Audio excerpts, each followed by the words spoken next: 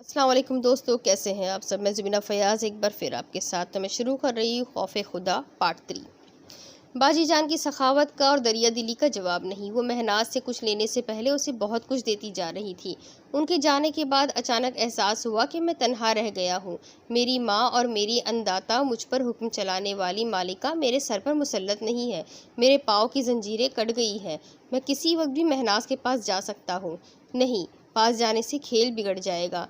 मैं दूर ही दूर से देख सकता हूँ, अपनी आंखों की प्यास बुझा सकता हूँ। मैं इस ख्वाहिश को दिल और दिमाग से निकाल रहा था, कोशिश कर रहा था वो याद ना आए, लेकिन याद तो बेइख्तियारी चीज़ है, आप आती है, और जब आती है तो इससे पीछा छुड़ाना भी मुश्किल हो जाता है। दिल नहीं मान रहा था, इसके लिए मचल रहा था।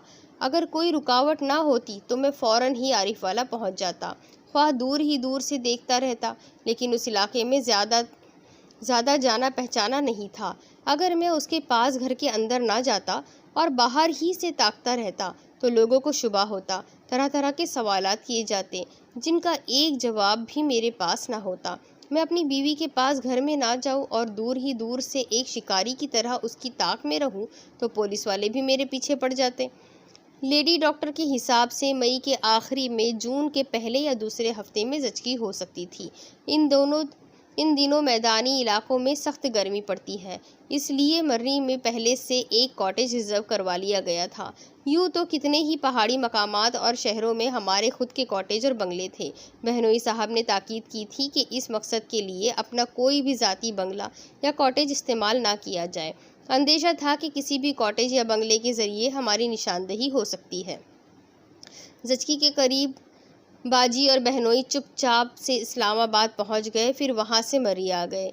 उनका ज़ाती कॉटेज इस कॉटेज के करीब ही था जहां महनाज के साथ अम्मा जान और अब्बा जान रहाइश कर रहे थे। महनाज के लिए किसी दाई या लेडी डॉक्टर की ज़रूरत नहीं थी।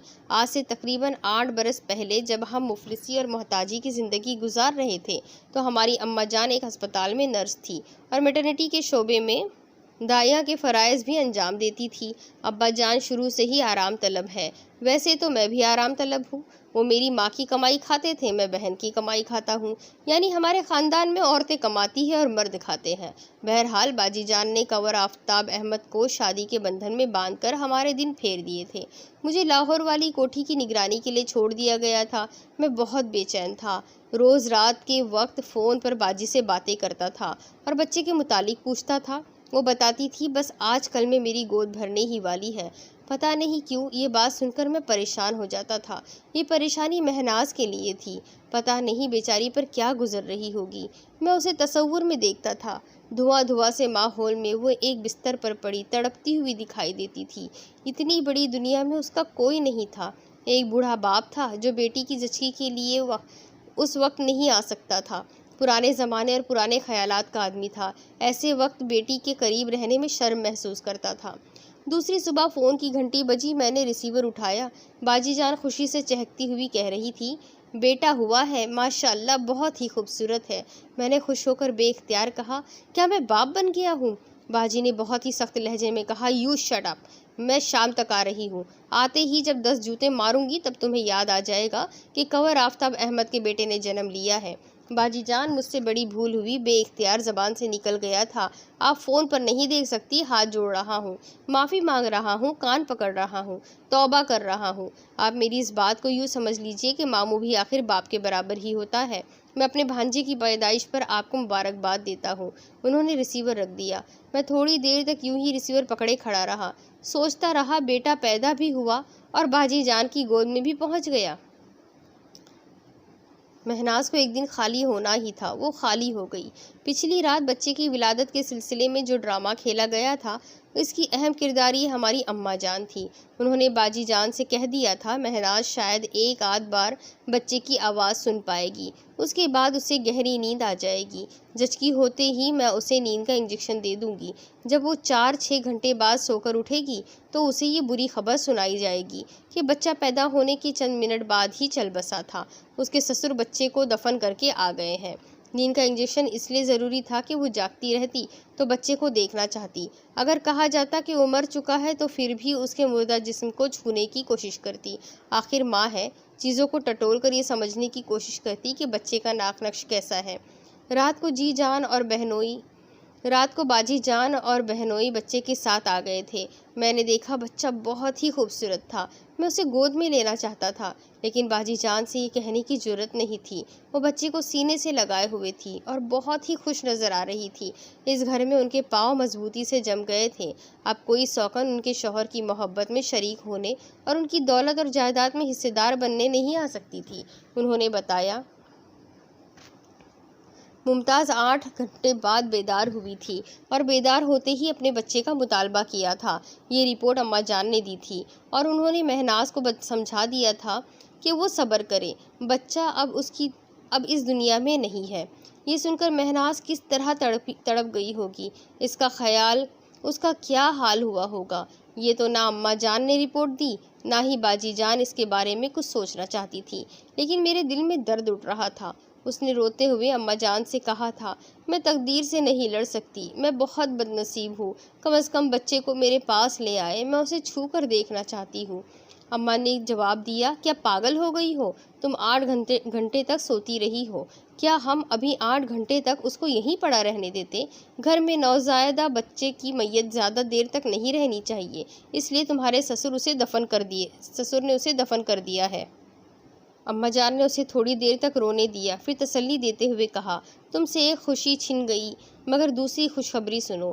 آئی بینک والوں کا جواب آیا ہے، اگلے ماہ کی 10 تاریخ کو تمہاری آنکھوں کا آپریشن ہے۔ اللہ سے دعا کرو تمہیں آنکھوں کی روشنی مل جائے، اولاد کی محرومی دل سے نکال دو۔ ابھی تم جوان ہو، ماشاءاللہ ساری زندگی پڑی ہے، کتنے ہی بچوں کی ماں بن جاؤ گی۔ ادھر ماتم تھا، ادھر خوشی تھی۔ باجی جان اور بھائی جان نے بچے کی پیدائش پر جشن منانے کا اہتمام کیا تھا۔ پورے گھر کو رنگ برنگے کمکموں سے سجا لیا گیا تھا۔ رشتہ دار، دوست احباب اور بڑے بڑے سرکاری آفیسر آ کر مبارکباد دے رہے تھے۔ میرے دل پر ایک بوجھ تھا، میں اس بوجھ کو بار بار اتار کر پھینکتا رہا۔ اکثر ہماری زندگی میں ایسا ہوتا ہے، جب ہم کوئی غلط یا ناجائز کام کرتے ہیں تو اپنے آپ کو سمجھاتے ہیں یہ غلط نہیں ہے، اس کے لیے دلائل پیش کرتے ہیں، اور یہ سب کچھ اس لیے کرتے ہیں کہ اس غلط ناجائز کام کی بدولت ہمیں منافع حاصل ہوتا ہے۔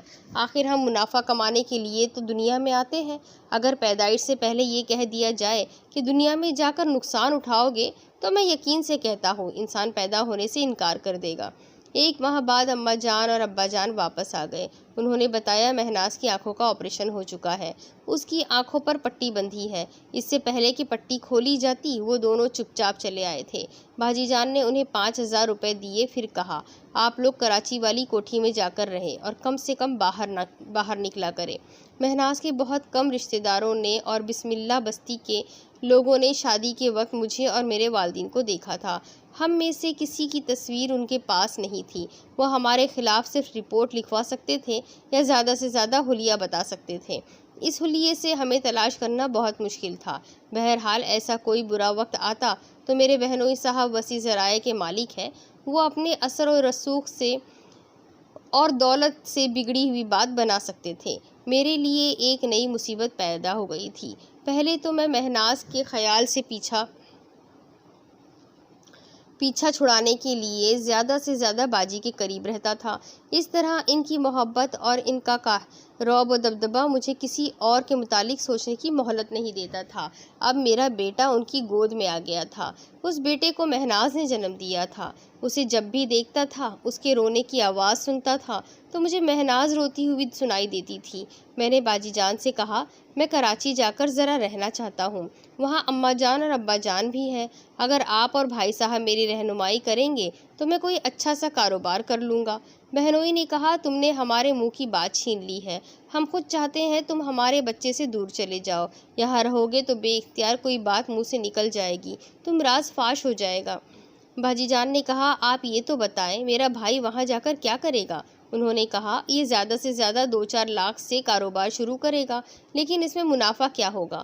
ہاں، کھانے پینے کا خرچ نکل آئے گا۔ ویسے میرے ذہن میں ایک منصوبہ ہے، میں اسے عملی جامہ پہنانا چاہتا ہوں۔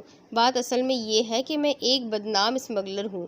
جب تک بڑے بڑے افسران کو کھلا پلا رہا ہوں اور جب تک میرے پاس دولت کی چکا چوند ہے، لوگوں کے منہ بند رہیں گے، لیکن میں نہیں چاہتا کہ ہماری اولاد اسمگلر بنے اور اپنے بیٹے کنور نعیم آفتاب کے نام سے دنیا کے ہر بڑے شہر میں 5 اسٹار ہوٹل تعمیر کرانا چاہتا ہوں۔ اس کے بعد اس کی ابتدا کراچی، لاہور اور اسلام آباد سے ہوگی۔ کراچی میں جو ہوٹل ہوگا اس کا انچارج ہادی ہوگا اور یہ ہمارے 50% کا پارٹنر بھی رہے گا۔ باجی جان نے کہا، آپ ہوائی قلعے بناتے ہیں لیکن میرے بیٹے کے لیے بنا رہے ہیں، اس لیے خوشی ہو رہی ہے۔ دنیا کے تمام بڑے شہروں میں 5 اسٹار ہوٹل بنانا کوئی معمولی بات ہے، مانا کہ ہمارے پاس کروڑوں روپے ہوں گے، لیکن یہ بھی کم ہے۔ اسی لیے تو کہتا ہوں کہ ہم 5 اسٹار کی ابتدا اپنے ملک کے 3 اہم شہروں سے کریں گے، پھر رفتہ رفتہ دوسرے شہروں میں کاروبار پھیلائیں گے اور یہ کاروبار ہمارے بیٹے کنور نعیم آفتاب احمد کے نام ہوگا۔ میں ان کے منصوبوں پر عمل کرنے کراچی آ گیا۔ مجھے بزنس سے زیادہ دلچسپی نہیں تھی، اگر ہوتی تو بہت پہلے ہی کوئی نہ کوئی کاروبار کرتا۔ مجھے مفت کے کھانے پینے کی عادت تھی اور مفت کی آمدنی ہاتھ آ رہی تھی۔ جب تک باجی جان سلامت ہے، ایسی آمدنی کا سلسلہ سلامت رہے گا۔ دراصل میں اپنے بیٹے سے دور بھاگ کر آیا تھا۔ پہلے مہناز سے بھاگتا تھا، اب بیٹے نے بھی بھگانا شروع کر دیا تھا۔ میں ان ماں بیٹے سے دور رہ کر ہی شاید سکون حاصل کر سکتا تھا۔ 5 اسٹار ہوٹل کے لیے ایک بہت بڑا پلاٹ خریدا گیا، اس کا بجٹ بن رہا تھا۔ بہنوئی صاحب نے چیف اکاؤنٹنٹ نے جب لمبا چوڑا بجٹ تیار کیا تو 5 اسٹار کے خیال سے باز آنا پڑا۔ یہ طے پایا کہ پہلے 4 اسٹار ہوٹل کا تجربہ کیا جائے، اس سے منافع ہوتا رہے گا تو 5 اسٹار کی طرف قدم بڑھایا جائے گا۔ بہرحال ہوٹل کی تعمیر ہونے لگی، میں اس میں مصروف ہو گیا۔ وہ ہوٹل 1 برس میں تعمیر ہوا، بہت خوبصورت ہوٹل بنایا گیا، تجربہ کار ملازموں کو رکھا گیا۔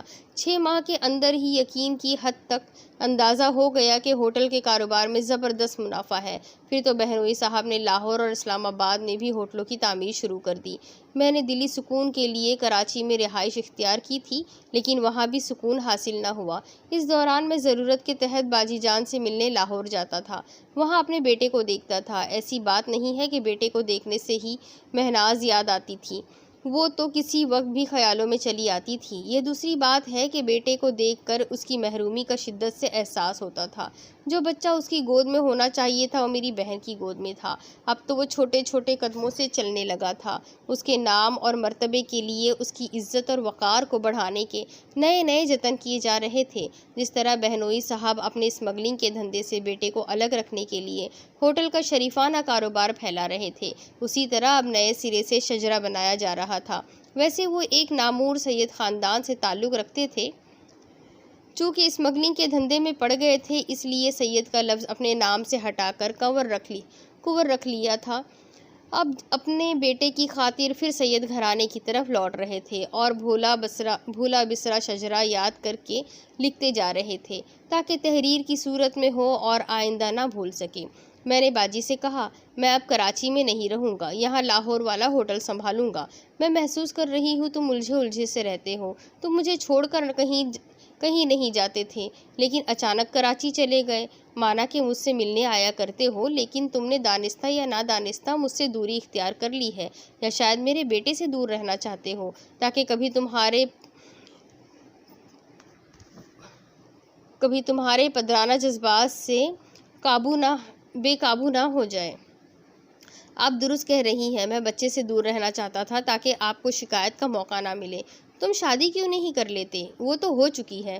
اس عورت کو بھول جاؤ، وہ کبھی تمہاری زندگی میں نہیں آئے گی۔ اگر کبھی اس نے تمہیں پہچان لیا یا اس گھر کا راستہ دیکھ لیا تو میرے بچے کے لیے مصیبت بن جائے گی۔ میں تمہاری الجھنیں دور کرنا چاہتی ہوں۔ شادی کرو گے، بچے ہوں گے تو تمہارے دماغ کے ہر گوشے سے یہ بات ختم ہو جائے گی کہ تمہارا ایک بچہ تم سے بچھڑ گیا ہے۔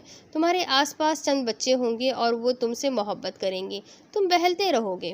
باجی جان، میں نے آپ کا کوئی حکم نہیں ٹھکرایا، لیکن اس کے لیے معذرت چاہتا ہوں۔ شادی کی طرف میرا دل مائل نہیں ہوتا، میں تنہا زندگی گزارنا چاہتا ہوں۔ آپ مجھے لاہور میں رہنے کی اجازت دیجیے۔ اچھی بات ہے، آ جاؤ، میں یہاں کا ہوٹل سنبھالو۔ میں پھر باجی جان کے پاس آ گیا۔ اب میرا بیٹا دن رات میری نگاہوں کے سامنے رہتا تھا۔ میں نے سمجھ لیا تھا یہ نگاہوں کے سامنے رہے یا نہ رہے، مہناز ہر حال میں یاد آئے گی، اور یاد آنے کی وجہ یہ ہے کہ اسے بے یار و مددگار چھوڑنے کے بعد میں نے دوبارہ اس کی خبر نہیں لی تھی۔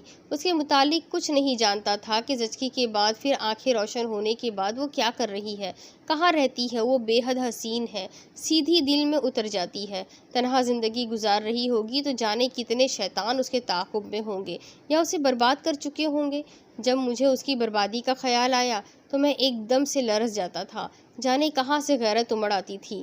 میں سوچتا تھا وہ میری عزت ہے، کوئی میری عزت پر ہاتھ ڈالے گا تو میں اسے زندہ نہیں چھوڑوں گا یا خود شرم سے مر جاؤں گا۔ مجھے کبھی شرم نہیں آئی، میں بہن کے گھر میں رہتے رہتے بے حس ہو گیا تھا۔ میں نے کبھی سوچا ہی نہیں کہ غیرت کیا ہوتی ہے اور غیرت مند کیسے ہوتے ہیں، کس طرح شرم سے چلو بھر پانی میں ڈوب مرتے ہیں۔ لیکن اب کچھ محسوس ہو رہا تھا۔ ہم 3 چیزوں کے مالک ضرور بننا چاہتے ہیں، ایک زر، دوسری زمین، تیسری زن۔ مجھے زر حاصل تھا اور اس زر سے زمین بھی خرید چکا تھا، اور عورت بھی میرے پاس آئی تھی، اگرچہ میں اس سے دور ہو گیا تھا، لیکن وہ میری عورت تھی، میری ملکیت تھی۔ میں کبھی گوارا نہیں کر سکتا تھا کہ کوئی میری ملکیت کو ہاتھ لگائے۔ 3 برس گزر چکے تھے۔ ایک روز باجی جان نے مجھ سے کہا، بخاری صاحب کو فون کرو اور ان سے کہو میں لندن بات کرنا چاہتی ہوں۔ بخاری صاحب ٹیلی فون ایکسچینج میں تھے، ان کے ذریعے اوورسیز کی کال جلدی مل جاتی تھی اور 1 پیسے کا بل بھی نہیں آتا تھا۔ میرے بہنوئی صاحب ایک معقول رقم مجھ سے ہر ماہ دیا کرتے تھے۔ میں نے بخاری صاحب کا نمبر ڈائل کیا، ایکسچینج سے کسی عورت کی آواز سنائی دی، ہیلو، فرمائیے۔ میں نے کہا، میں بخاری صاحب سے بات کرنا چاہتا ہوں۔ دوسری طرف سے چند لمحوں کے لیے خاموشی چھا گئی۔ میں نے آواز دی، ہیلو ہیلو۔ دوسری طرف جیسے وہ چونک گئی تھی، جلدی سے بولی، ہاں جی۔ آپ کون ہیں؟ میں بخاری صاحب کا دوست ہوں، کیا آپ کا نام پوچھ سکتی ہوں؟ مجھے ہادی کہتے ہیں، پلیز بخاری صاحب سے بات کرا دیں۔ مجھے افسوس ہے وہ آج ڈیوٹی پر نہیں ہے، میں نے ناگواری سے کہا۔ یہ بات آپ کو پہلے بتانا چاہیے تھی۔ وہ جلدی سے بولی، دیکھیے پلیز ریسیور نہ رکھیے گا، میں آپ سے کچھ کہنا چاہتی ہوں۔ میں آپ کو نہیں جانتا اور نہ ہی کسی اجنبی خاتون سے گفتگو کرتا ہوں۔ کیا آپ نے اجنبی لوگوں سے گھنٹوں گفتگو کرنے کے لیے ٹیلی فون ایکسچینج پر ملازمت کی ہے؟ آپ ناحق ناراض ہو رہے ہیں، میں آپ سے معافی چاہتی ہوں اور آپ سے التجا کرتی ہوں کہ بخاری صاحب سے میری شکایت نہ کریں۔ اچھی بات ہے، شکایت نہیں کروں گا۔ اور کوئی بات؟ میرے لائق کوئی خدمت ہو تو بتائیں۔ کیا آپ اوورسیز کال بک کرانا چاہتے ہیں؟ نہیں شکریہ، میں نے ریسیور رکھ دیا۔ جب تک وہ ریسیور میرے کان سے لگا ہوا تھا، مجھے کچھ یوں محسوس ہو رہا تھا جیسے وہ جانی پہچانی آواز ہے۔ فون پر بولنے والے کی آواز میں تھوڑا فرق پیدا ہو جاتا ہے، پھر میری قوت سماعت غیر معمولی نہیں ہے۔ میں جن لوگوں سے دن رات ملتا رہتا ہوں، ان کی آواز بھی فون پر بڑی مشکل سے پہچانتا ہوں۔ فون کی گھنٹی بجنے لگی، میں نے ریسیور اٹھا کر کہا، ہیلو۔ پھر وہی نسوانی آواز سنائی دی، معاف کیجیے گا، میں پھر ڈسٹرب کر رہی ہوں۔ دراصل آپ نے فوراً ہی ریسیور رکھ دیا تھا۔ میں آپ سے کہنا چاہتی تھی، اگر بخاری صاحب سے ضروری گفتگو کرنا ہے تو میں ان کا رہائشی فون نمبر دے سکتی ہوں۔ شکریہ، بخاری صاحب کے تمام فون نمبرز میرے پاس ہے۔ میں نے آپ کا نام پوچھا اور یہ نامناسب سی بات ہے کہ میں اپنا نام نہ بتاؤں۔ مجھے مہناز کہتے ہیں۔ میرے اندر جیسے دھماکہ ہوا۔ میں ایک بار کی اچھل کر یوں کھڑا ہوا کہ بے اختیار دوسرا ہاتھ ٹیلی فون کے کریڈل پر چلا گیا۔ رابطہ ختم ہو گیا، مگر دل زور زور سے دھڑک رہا تھا۔ چند لمحے پہلے سوچ رہا تھا وہ کوئی جانی پہچانی آواز ہے، اور آواز والی نے اپنا نام بتا کر میرے اندازے کی تصدیق کر دی تھی۔ میں کریڈل پر ریسیور رکھ کر ٹیلی فون کو گھور کر دیکھ رہا تھا۔ مجھے یقین نہیں آ رہا تھا کہ 3 برس کے بعد مہناز کی آواز پھر سنی ہے۔ میں ٹیلی فون کو دیکھ رہا تھا، لیکن اس کا چہرہ دکھائی دے رہا تھا۔ چہرے کا ایک ایک نقش میری نظروں کے سامنے واضح تھا۔ میں پریشان ہو کر ٹہلنے لگا، میرا دل اس کی طرف کھینچا جا رہا تھا۔ اس ٹیلی فون ایکسچینج تک پہنچنا بہت آسان تھا، لیکن حوصلہ نہیں ہو رہا تھا۔ میرے اندر کا مجرم مجھے روک رہا تھا۔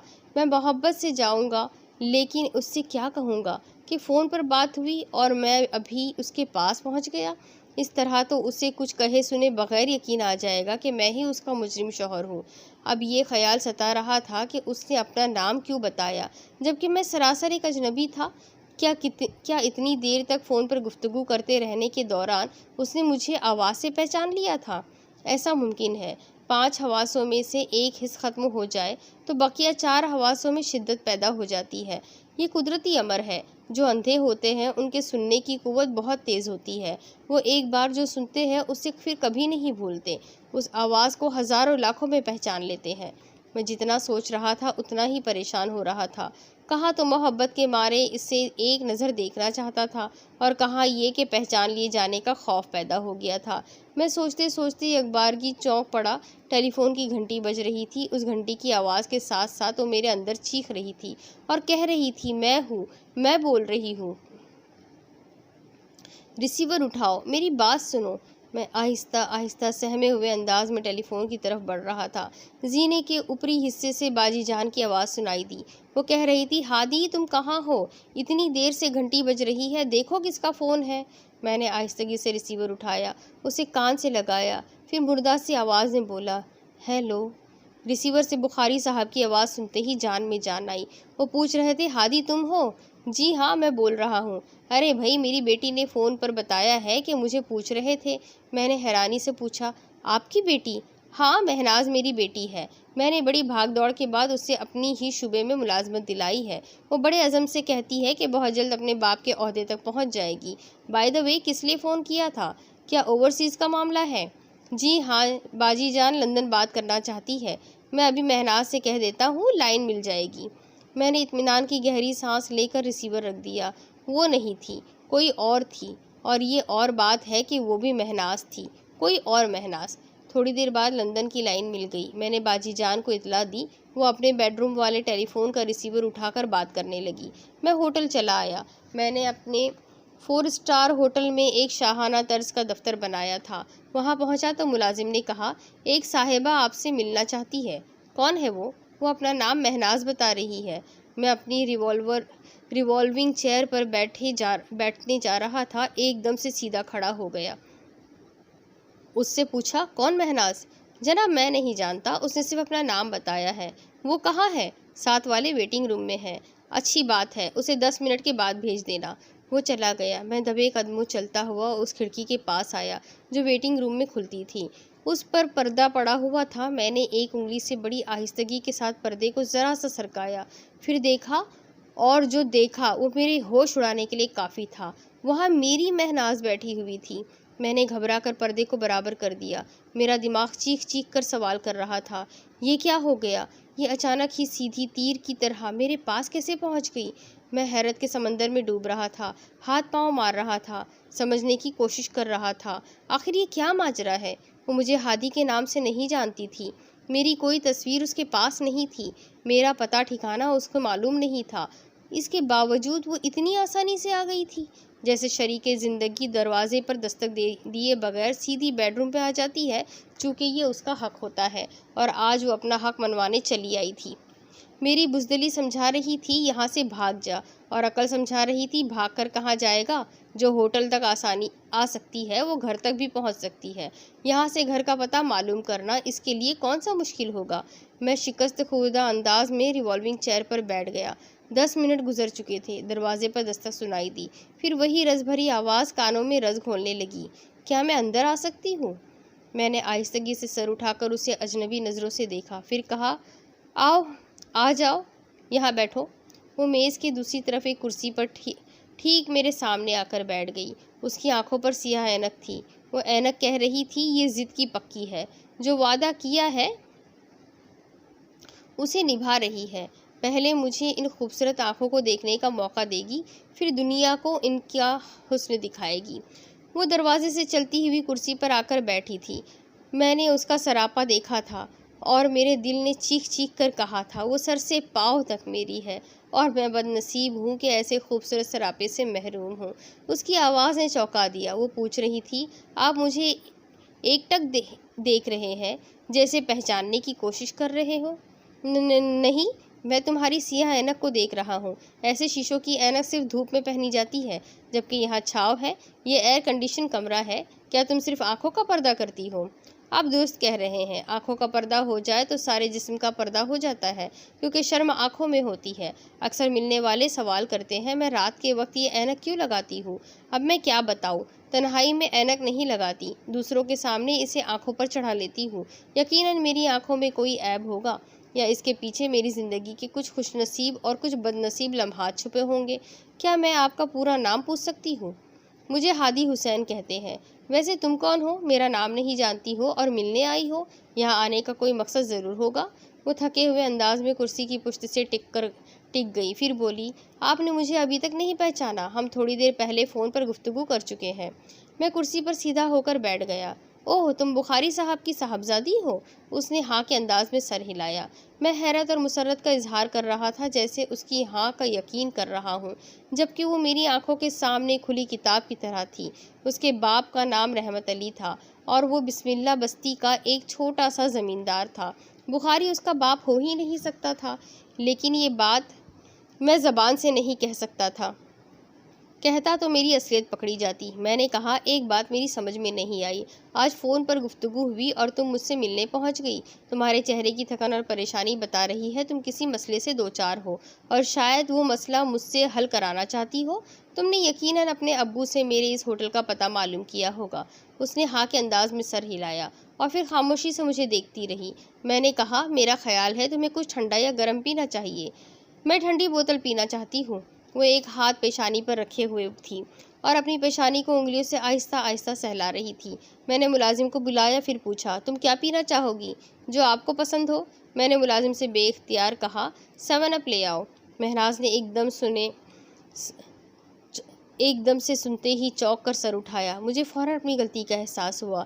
جن دنوں میں اس کے ساتھ ازدواجی زندگی گزار رہا تھا تو کھانے کے بعد ہمیشہ 7 اپ پیا کرتا تھا اور اسے بتایا کرتا تھا کہ اس وقت میں کون سی بوتل پی رہا ہوں اور یہ مجھے بہت پسند ہے۔ ملازم حکم کی تعلیم کے لیے جا رہا تھا۔ میں نے اسے روک کر کہا، ٹھہرو، 7 اپ نہیں، کوک لے آؤ۔ وہ چلا گیا۔ میں نے کہا، مس مہراز، دراصل میں اپنی پسند کے مطابق بوتل منگوا رہا تھا اور یہ بھول گیا تھا کہ بہت کم عورتیں یہ ڈرنک پسند کرتی ہیں۔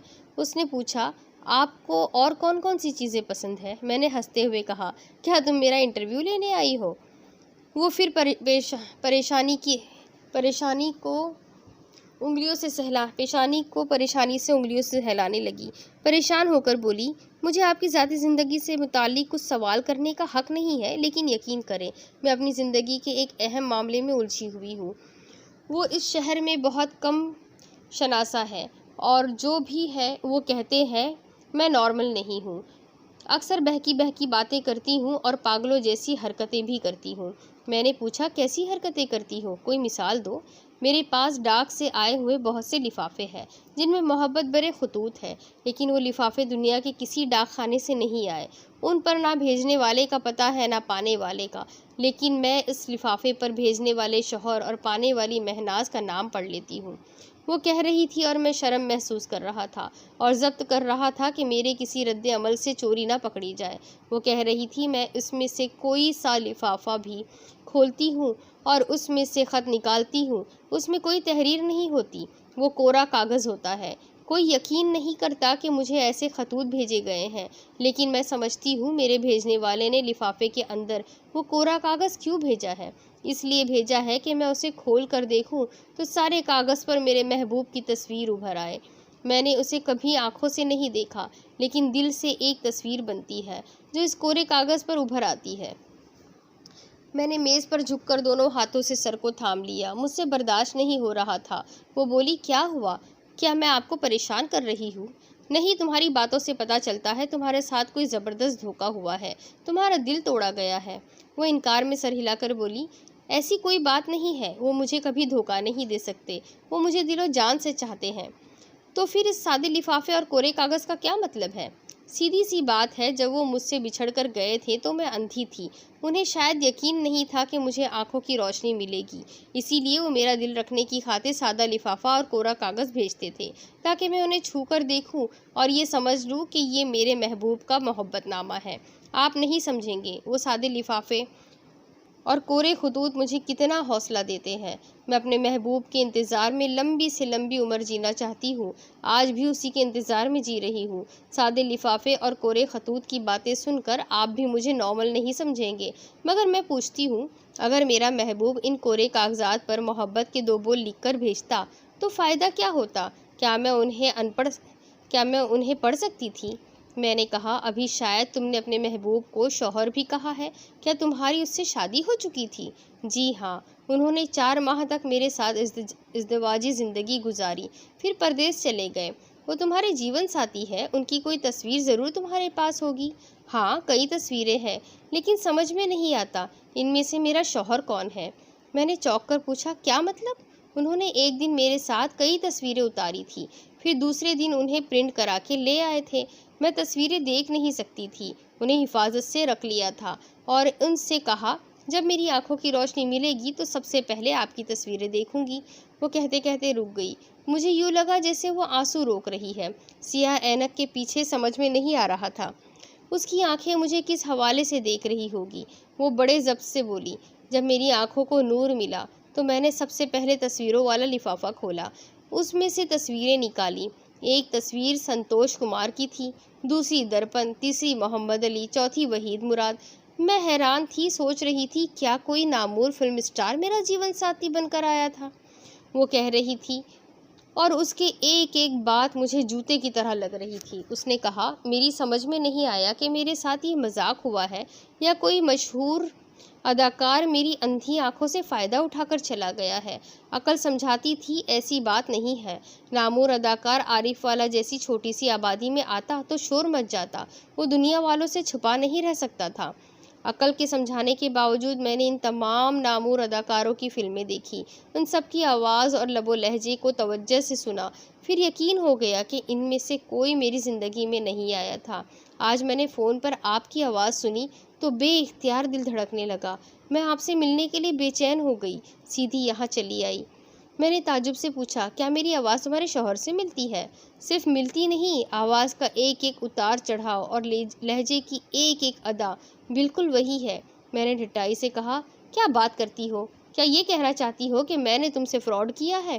میں تمہاری زندگی میں جیون ساتھی بن کر آیا تھا، تمہارے ساتھ کچھ وقت گزارا اور دھوکہ دے کر چلا گیا۔ وہ جلدی سے التجا آمیز لہجے میں بولی، پلیز پلیز آپ برا نہ مانیں، غصہ نہ کریں، یوں سمجھ لیں میں نارمل نہیں ہوں، ہر چمکتی ہوئی چیز کو سونا سمجھ لیتی ہوں، آپ کو خواہ پریشان کرنے آ گئی ہوں، پلیز آپ غصہ نہ کریں۔ اب اس کے آگے کی سٹوری میں آپ کو اگلی قسط میں سناتی ہوں۔ کیا سچ مچ اس کے پتی کو کبھی اس پر رحم نہیں آئے گا؟ کیا سچ مچ وہ کبھی بھی اسے اپنائے گا نہیں؟ یہ سب کچھ جاننے کے لیے میرے ساتھ بنے رہیں، اگلی قسط میں پھر ملیں گے۔ اللہ حافظ۔